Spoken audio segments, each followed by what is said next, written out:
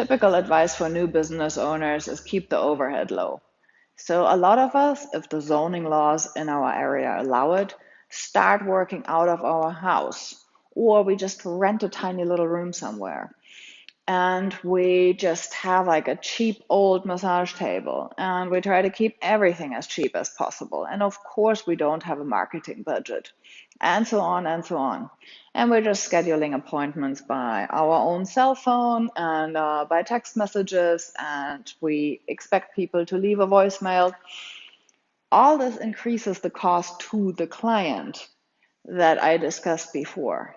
So in keeping the overhead low, you're also really reducing your availability of charging a decent rate later on. So keep that in mind and set a time limit on the amount of time that you're willing to work out of your own house.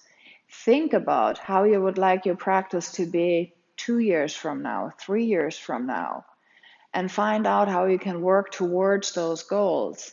Because if right now you're setting yourself up with this super cheap system and you have to make a certain income, and it's going to be tough in the beginning to get enough clients in, you get stuck there because you will not make enough money to upgrade your practice in the way that you want to.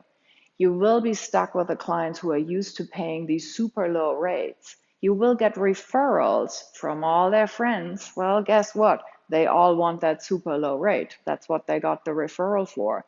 And you won't be able to afford setting up a professional website, getting a few decent scheduling systems in place, certainly not to hire a receptionist if you are stuck on this super low overhead system.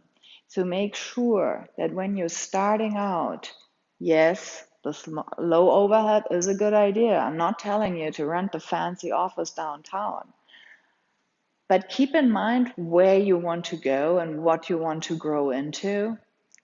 And then just really suck it up, get a job so that your basic expenses are covered, so that you're able to build a nice, professional, well-organized business with clear framework in your spare time, and then you can slowly transition. Don't get into these desperate situations because I've seen way too many of us get stuck in them.